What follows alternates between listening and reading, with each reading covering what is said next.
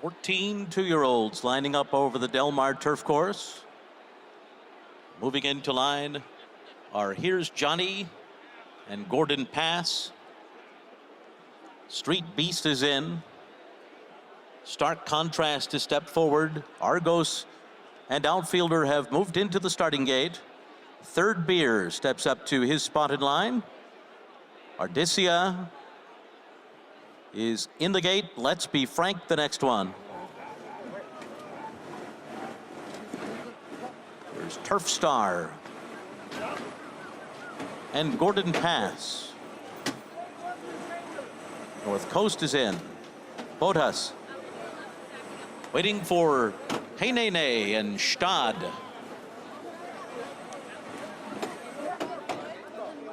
Stad stepping forward to the outside stall. They're all in line and we're ready for the start. They're off in the juvenile turf.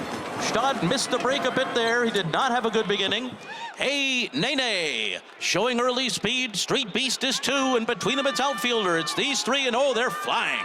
These three have opened up 4 on the rest of the field. Stark Contrast away running in 4th, moving for that turn. Then Third Beer to the outside. Turf Star, North Coast, and Gordon Pass are next. And then Stad, who did not come out of the gate all that quickly. He's 10 lengths behind at this stage. Botas is next, and then Ardicia, followed by Let's Be Frank, and the trailer is Here's Johnny.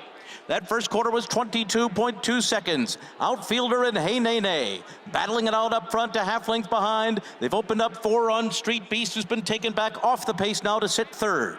Stark Contrast is 4th, Turf Star 5th on the outside. And then it's Third Beer, Gordon Pass, and Stad is steadily gaining ground to the outside of them. Stad is now within 6 lengths of the lead as they make their way into the far turn.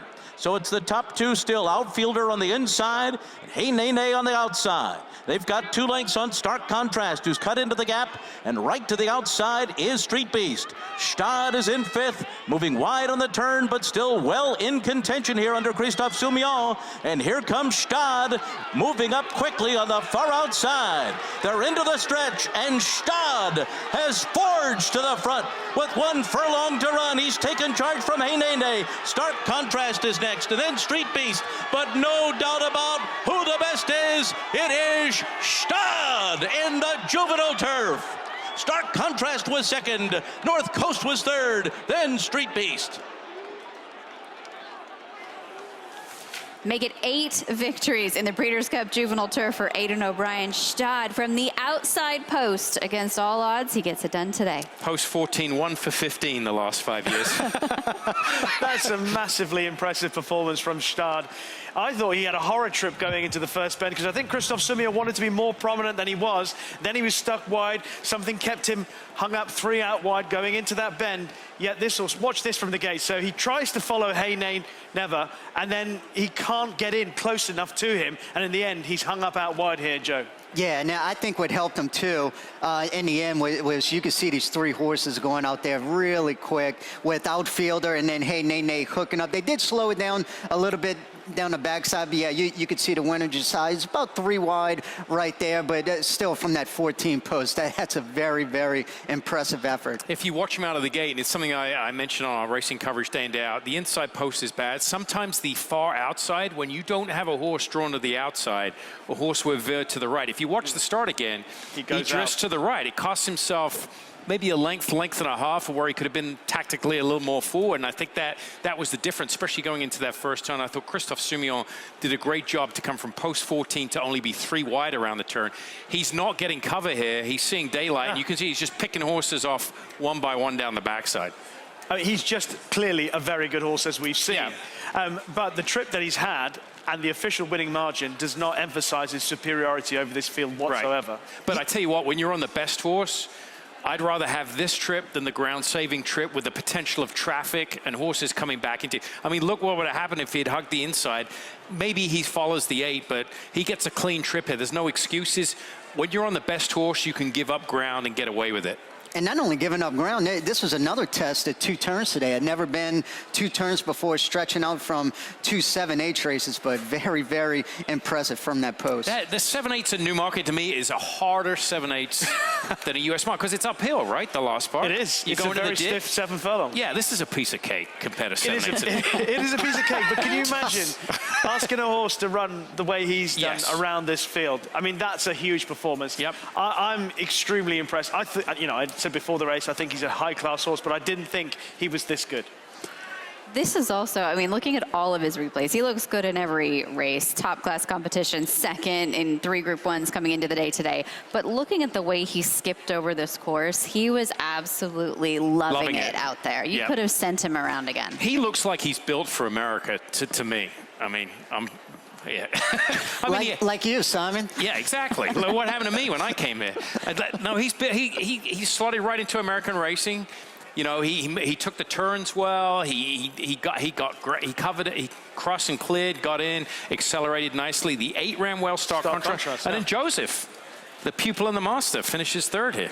I think the ground hugely in favour. Stad floated over the ground, didn't he? Yeah. He seemed to love this quick ground. The 3rd horse definitely appreciated the better ground.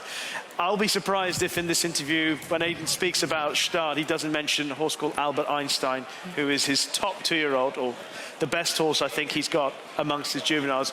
And he says, you know, he's the most intelligent horse he's got. Einstein. It's a good one, Simon. Save the dad jokes for later. Sorry. It's been a long day, Rishi. He walked right into that one. Shot home on top and very impressive at 6-5. Kazushi Kimura rode a beautiful race, sitting back off that early pace. He actually sat in the perfect spot, I thought, with his runner. Stark contrast from Michael McCarthy. That strong late pace figure coming into the day. He gets 2nd after diving through along the inside. You mentioned North Coast in 3rd Street Beast. Off a demanding campaign at Kentucky Downs. They'd have to be happy with an on-the-board result with him. No question about that, for sure. He ran a huge race for Ben Colebrook. And you were right, Rishi, about outfielder. I mean, going to the lead. I mean, he didn't get much help with the 13 pushing him. I mean, it was over into the first turn for the 2 and the 13. I think to Joe's point, that really helped a horse like Stad because they went as hard as they did in the early part of the race. It thinned the field out and he wasn't hung up as wide as he could have been. Correct. And also because they've gone that pace, he's able to settle into his stride. And he wasn't keen like he was in the Dewhurst today.